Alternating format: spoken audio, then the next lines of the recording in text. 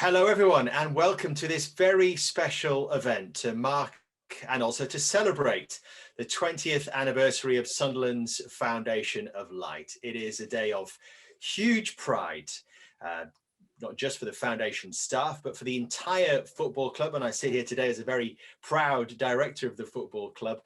And also for the region itself, which has been touched and helped by the Foundation of Light over the last 20 years.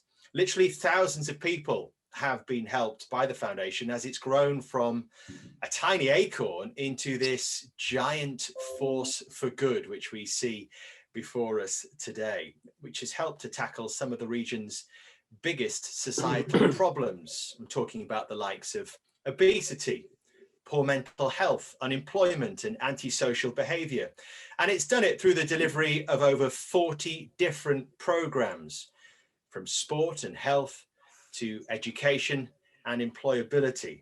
Now, to mark the occasion, we are delighted that Her Royal Highness, the Countess of Wessex, can join us today, who's been a great supporter of the foundation.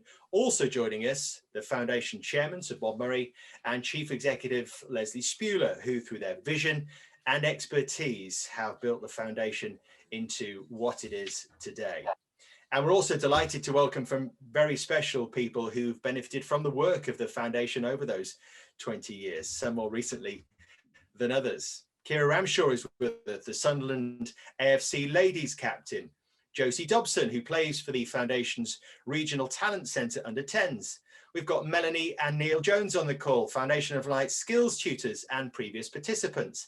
And Rosalind Copeland, who's benefited herself from the Tackling Loneliness Together programme. But first of all, to our very special guest, thank you so much, ma'am, for joining us today. It's so nice to be here. Thank you very much indeed. Thank you all for being here today. And what a great celebration. 20 years, I can hardly believe it. Bob, what do you make of it all? It just seems like a dream to me. When I was fortunate enough to be in the position of chairman of Sunderland, I could create this unique charity. The rest is history. I never would have imagined we would have come on this long journey. And what's most pleasing is the foundation is for all. And not just for the people of the city of Sunderland, but for County Durham, South Tyneside. And what our staff and delegates have achieved over the 20 years is simply incredible. Ma'am, tell us about your own patronage of the foundation and why you were so happy to get involved in it. Oh, well, it's all about people, isn't it? Right. I mean, it was Bob's fault, frankly. He wrapped me around his little finger. But actually, more seriously than that, I mean, what the foundation does is so real and so pertinent to the area. And I can hardly believe that I've been patron since 2004. I mean, that's extraordinary.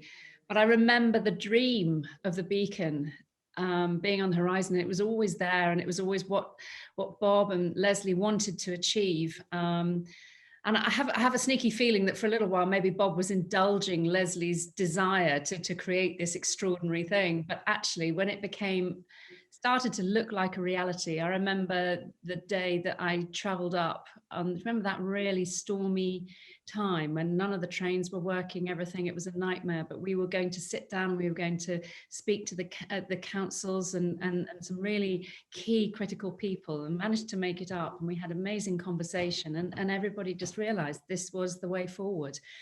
And it took a long time, but of course, I mean, it was an enormous project. But I couldn't be more proud to be patron. I've been really lucky to see the whole thing changing and developing and just becoming more engaging with everybody and fulfilling so many people's dreams. And to have been able to launch the beacon was a real highlight for me, and I know was the culmination of so many dreams and so much effort from so many people. So it's been a wonderful journey, and it's certainly not stopping now. So still got a lot of work to do, and it's forever changing. And I think that's what's so clever about the foundation, that it's always adapted to the needs of the people. That's who it's there for, and that those are the lives that they change, and they do it so very, very well. So I couldn't be more proud. that opening, Bob, must have been a real special highlight for you. Yeah, you know, that 2 years ago already, Dave, but that was a special day in my life, really. You know, big prizes don't come easy, Dave, and that's a big prize because it's such a unique building and charity and such a vast scale. You know, it was 10 years in the making and offering 7,000 people a week a beacon of hope. But I'm more excited about the future. I'm very much excited about the future because we haven't really got going since we got in there because of what the world is going through. But we're looking to the future under Lesley's leadership, and we have a stunning team there now, Dave. They are really special people. They're driven, they're focused, they are beautiful human beings, and it's an honour to just know them, never mind to share with them. So the future for me, Dave, is very exciting. Yeah, well said. Lesley, give us an idea of one or two of your highlights. Gosh, there's too many to mention, far too many memories. But I am going to focus on Her Royal Highness because she's with us today. So I'm going to take us back to 2004 when she first became patron and we opened the classrooms in the Stadium of Light. So that was the first big achievement. So if you think when Bob first set up the foundation 20 years ago, we were in the press lounge. And what happened every day was we taught in the press lounge and we taught maths and English to pupils. And then on match day, we had to take out all our equipment and put it in boxes and put it in cupboards and then bring it out again when the match was over. So the vision was always to have a little space of our own, and Bob was kind enough to give us a really valuable space in the northwest corner. And so we opened that, and Her Royal Highness came in and opened that for us. In 2004, I think you can probably remember that. I think that was the night you went out to watch the football also. And I don't know if I should tell you this, but I think that was the night we lost your coat just before you went out to watch the football. Oh, no. Bob wouldn't lend me his. Bob wanted to be going out into the Sunderland night air without a coat. Yeah. Never been warm in Sunderland in my life. The final milestone I want to mention is Carols of Light, which, can you believe, 10 years ago, and that was the day you were talking about, Mum, in terms of you came up on that snowy day. We had a bit of a lunch to talk about the vision of the Beacon of Light 10 years ago, our 10th birthday, and then we went and football in the church combined, and we had an amazing evening at Carols of Light at Durham Cathedral. To celebrate our 10th birthday. And I hope if we can all get together this year, we can do something similarly wonderful for our 20th. Yeah, quite right. And just before we move on, Bob, just in your own words, tell me about this vision that you had all those years ago to build this incredible story. Well, we've managed to attract, Dave, some very eminent trustees that have always stood us in good stead. And I think that was something early days that we did, and these people have given their name and trust to us. You know, we've got Sir Tim Rice, who's a Sunderland supporter, Kate 80, who's a Sunderland supporter, Steve Cram, likewise. We've got 10 trustees of that stature. And obviously the icing on the cake was Her Royal Highness, because there was a Commonwealth function at the Stadium of Light Day. And it was a dinner, and I wasn't invited to the dinner, but I had to be there because Her Royal Highness and the Duke were coming to the stadium, and me being who I was had to be there to welcome them, and I was absolutely swept away with the Countess. And they say in the Northeast, shy Bairn's getting out. So, so I concocted the longest and heartfelt letter that I have done to Buckingham Palace, and Her Royal Highness granted me an interview, and that gave us tremendous stature as a charity on early days. You see, the one Lesley's on about in the classroom, she says it's a classroom, it was £2 million fit out, and she raised every penny of it. And so it's just the whole thing coming together, Dave. It's the whole thing, and the vision, obviously. You know, we brought the pool to Sunderland when it was going to Newcastle. We pinched that and put that next to the stadium. And, you know, there's this piece of land, and we've always wanted to be in a prominent position, not somebody's back street, because we're proud of what we are and what we do, and we want to be visible and seen. So, you know, the government give us that land for £1. Again, a reflection of who we are. So the whole thing, David, I think Leslie's going to write a book on it, I hope.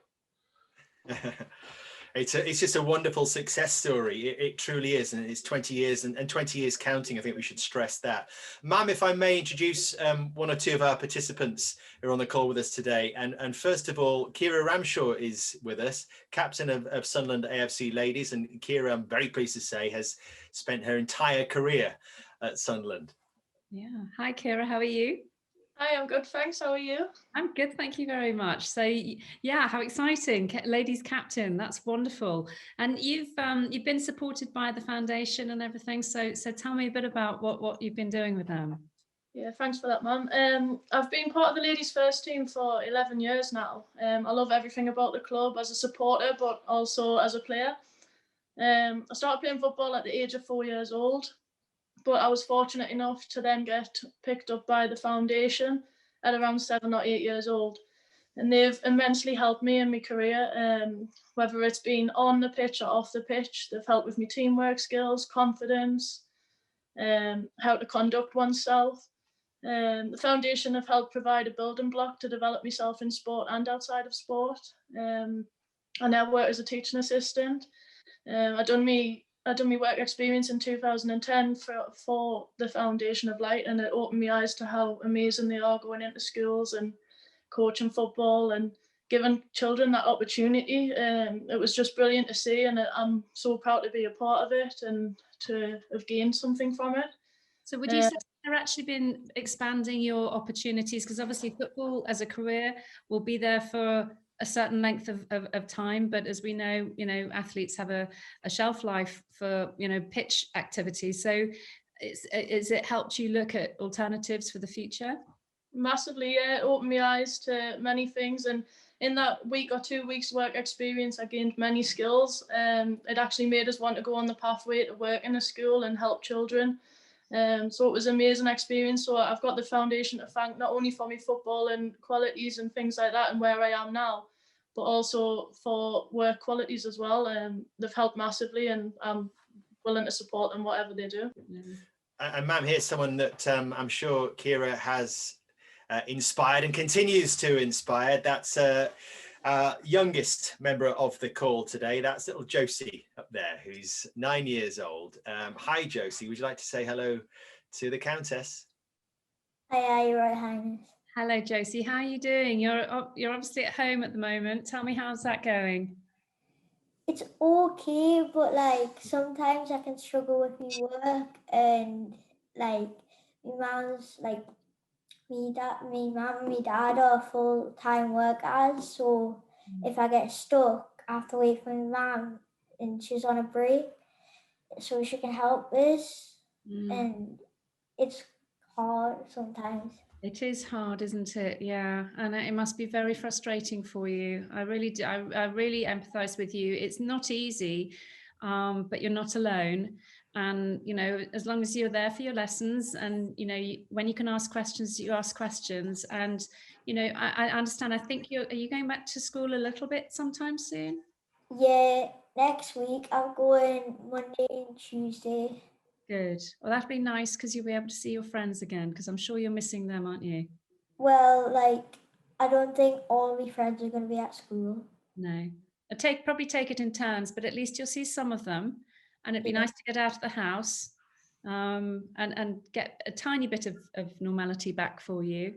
But it's a struggle. I know it's a struggle, but are you actually able to carry on doing any activities for training or for football or anything? How's that going? Yeah, the RTC have been doing Zooms, which are really fun because they do loads of challenges, and they help you with learn new skills, and it really helps. Because it keeps you fit and active. That's really important, isn't it? You've got to keep your fitness up, because obviously the football will come back. It will come back, and then you've got to be ready to be able to get out there again, haven't you? Yeah. Yeah. So is that one of the highlights of your week, doing your Zoom fitness with the other guys? Yeah, I've got one tonight. Okay. How long is it? Is it exhausting? Are you tired when you've done it? Yeah, it's about like 40 minutes long. Yeah, it's quite a long time. It's good though. Helps you sleep. Yeah. Yeah, that's good. What about, have you met Keira before? I think I done a Zoom with her. Yeah? Jolly Yeah. good. Yeah. So you want to be like her? Yeah. Yeah. So you'd like to be a professional player? Yeah. Okay, good. Watch you play. Yeah. Yeah, that'll be good. Well, good luck with everything, Josie, and don't worry about the schoolwork. Just stick at it, and hopefully you'll be back at school soon. But you know, we're all behind you, and I'm sure your parents are doing the best job that they can. Not Yeah. easy, but you know, we'll get through it. Don't worry. Lovely to speak to you. Take care. Thank you. Thank you. Thank you so much, Josie, and maybe we'll be talking to you as captain of Sunderland, like Keira, one day very soon as well. Ma'am, let me introduce you to our next people on the call, Melanie and Neil Jones, who I think you've been briefed, are a husband and wife team who work together on the Foundation of Light skills and employability courses. Hello, how are you? Yeah, hi ma'am, yeah, good. Nice to see you. Thank So this was Lesley's sort of buy one, get one free offer, isn't it? Yeah, it's Great deal there, Lesley. I think that's fantastic. So how did that come about? Tell me about what you do.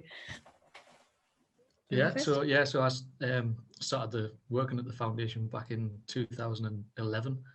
I've actually done a program, the Back in the Game, which is like a work skills program.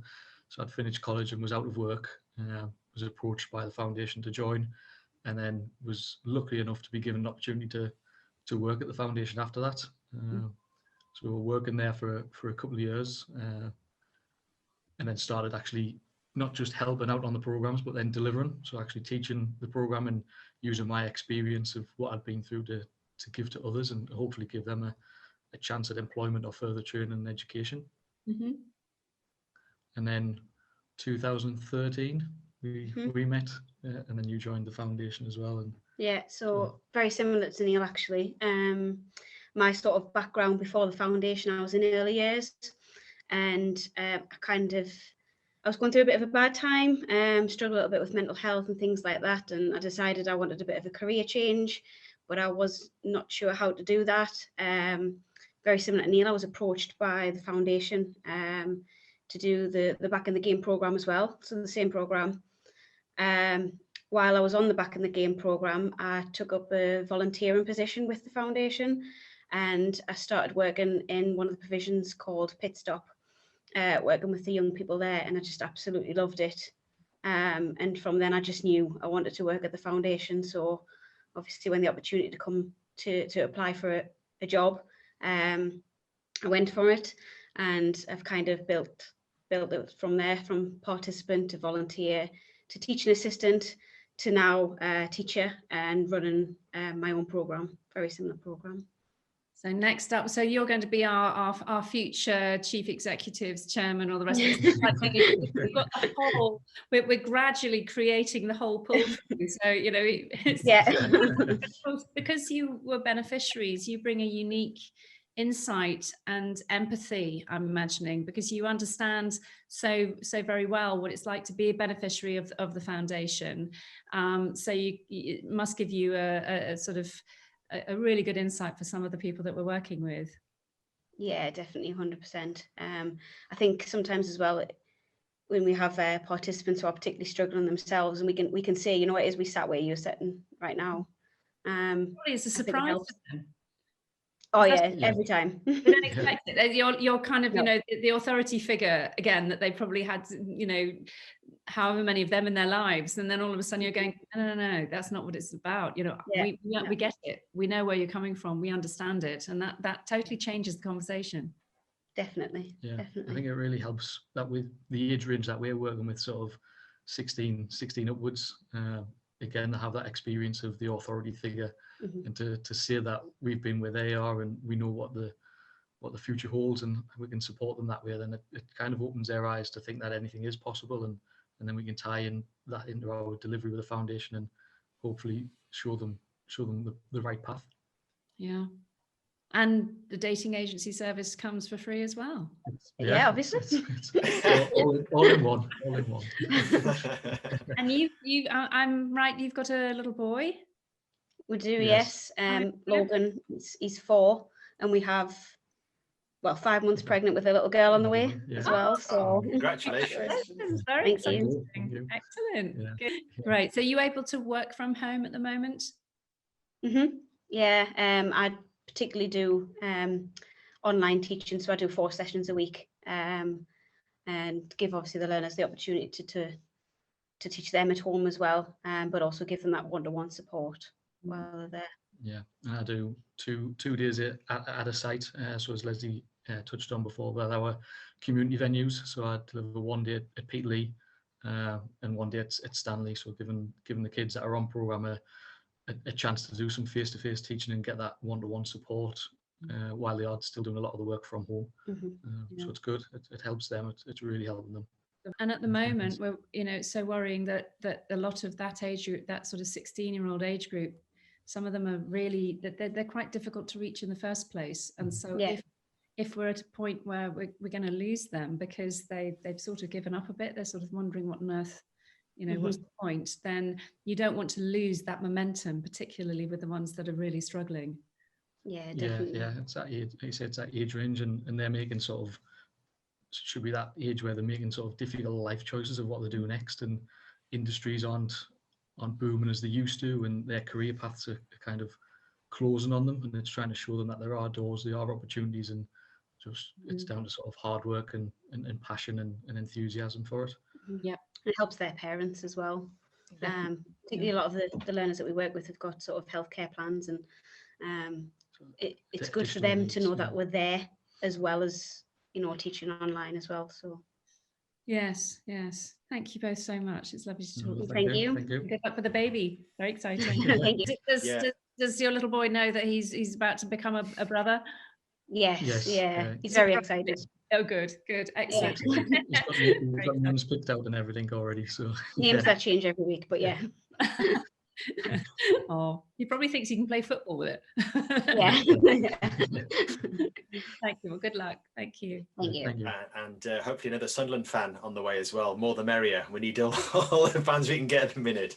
Thank you, Melanie and Neil. Ma'am, finally, but last but by no means least, I want to introduce you to Rosalind Copeland, who lives just around the corner from the Stadium of Light. Hi, Rosalind. Correct. That is correct. Hello, Rosalind. How are you? I'm very well. Thank you very much. Nice to see you. Now, you normally would be out there doing a lot of volunteering. It's been a bit challenging. Yes, I've been a volunteer in many forms in Southwick since I moved here. And that is something that's really, it helps you, it keeps you going. No matter how your life is, there's always someone worse off.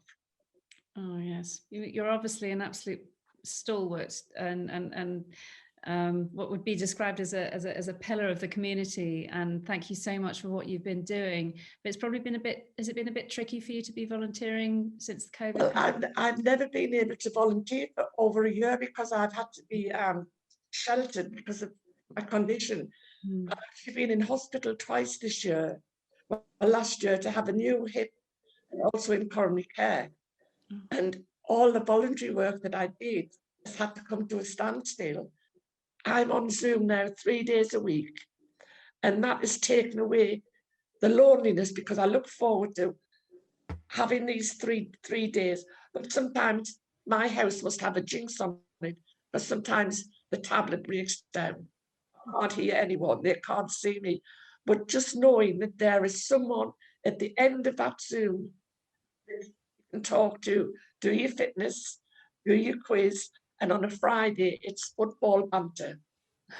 It's all about the team that I've supported since the late 50s, been all over the country. And it's been a pleasure to be part of this community.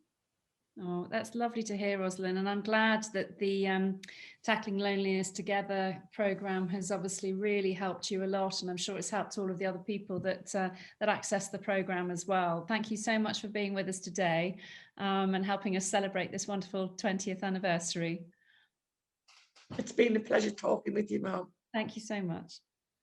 Thank you so much, Rosalind. And on that, Lesley, can you just give us an idea of how the foundation has actually been affected through this difficult time and what it's done to sort of work its way through the COVID crisis? Yeah, I think there's a couple of things, Dave, with regards to one, as a result of COVID, but also what have we been doing, but also as a result of COVID, what are we doing next?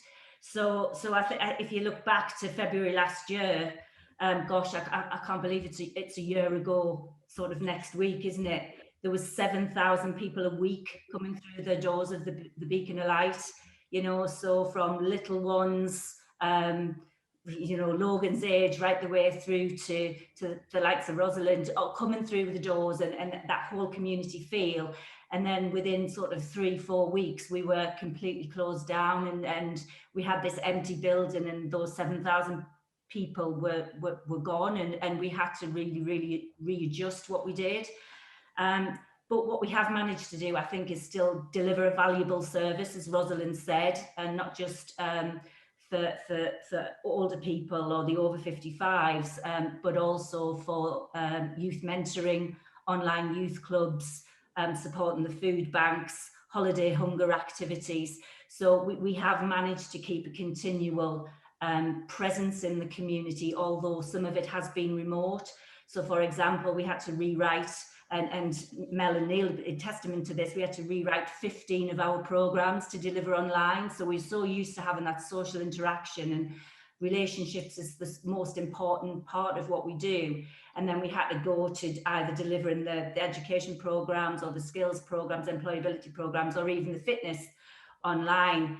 And at one point we were working with 8,000 pupils delivering PE sessions. That we were like our own Joe Wicks, you know, our coaches. And so we did continue doing that, but also what it did give us the time was a bit of time to sit back and reflect and to be a little bit still, because we're always fast and furious and looking for the next opportunity and what we can do, and that hasn't changed. But what we have been able to do is do some really valuable things behind the scenes that's made us think about who we are, what we want to do, and where we go in the future. And I think we'll all come out of this different as individuals, but we'll come out different as an organisation. And certainly going forward, we will continue doing what we're doing in schools and with the RTC and with sport and with football and all of that. But what we'll also do is have a real focus on young people, on social mobility and employability, and on mental health and isolation, because these are the things that are coming out as real hot topics and the real need in our community at this time. Yeah, that's really good to hear, Lesley. Ma'am, before you leave us, I just want to say a huge thank you on behalf of the foundation, not just for joining us today on this call and for your words of support to everyone that's been on this call, but for your enduring support for the last 15 years or more. It goes without saying that your support has made a huge impact on the foundation and the work it's been able to do. So thank you so much. Oh, it's a great pleasure. Thank you so much for having me today. And I just want to wish everybody well. Stay safe, stay well, but to mark this anniversary and hope that later in the year, maybe we can get together and actually have a proper celebration. But to thank all of you and Lesley, your entire team, thank you so much on behalf of all of the people that come through the doors of the Foundation of Light. Thank you so much for everything that you're doing. Please send my best wishes and love to the whole team. They do a phenomenal job, and I know that it's not easy at the moment, but actually be interesting, because I'm sure there'll probably be some positive takeaways that you can utilize in the future from this whole experience that might, make with efficiencies and hybrid models and things that will actually serve the community even more in the future. So we've got to look on the bright side. We've got to say, right, what can we take away from this situation? And I know that you'll be doing your best to do that. And again, you know, I mentioned earlier on that the foundation is always flexible to the needs of the community, and that's what makes it so incredibly special. And already you're picking up on issues that are current right now. I don't see them going away anytime in the near future, and it's going to be interesting to see how long they go on for. But I know that the foundation will always be there for the community and for those needs. So thank you all so much for spending the time today. Josie, good luck with your studies again. You can do it. And yeah, and one day I'll come and watch you playing football on the main pitch, playing for Sunderland. So thank you all so much, and happy 20th anniversary, and I look forward to seeing you all again soon. Bob, I'm sure you'd love to echo those words of thanks as well before the Countess leaves us. Yeah, thank you, ma'am, for making this such a special occasion. In 16 years, ma'am, you've shown genuine affection for our city and its people, and most of all, I'm looking forward to meeting you in person. But in the meantime, all of Sunderland sends their fondest, heartfelt wishes for the future to you and the royal family. Right. Thank you. Thank you so much again, ma'am. I'm just going to bring the event to a close with some really important messages, I think, just to say thank you to everyone who's been part of this. And it's been a really interesting and a really important insight into the ongoing work of the foundation as it tackles one of the biggest challenges I'm sure it's ever faced. As the country has ever faced over the last 12 months or so. Do keep an eye on the Foundation of Light's social channels over the coming year to keep up to date with the fantastic events that they have got planned. Fingers crossed they will happen. I'm sure they will in some form anyway. You can follow the action via the hashtag FOL20 on Facebook, Twitter and Instagram. You can also subscribe to this channel to find out all the latest news. And finally, the foundation is a charity, and the work it does would not be possible without all the kind donations and support from members of the public, from you guys and the partners as well.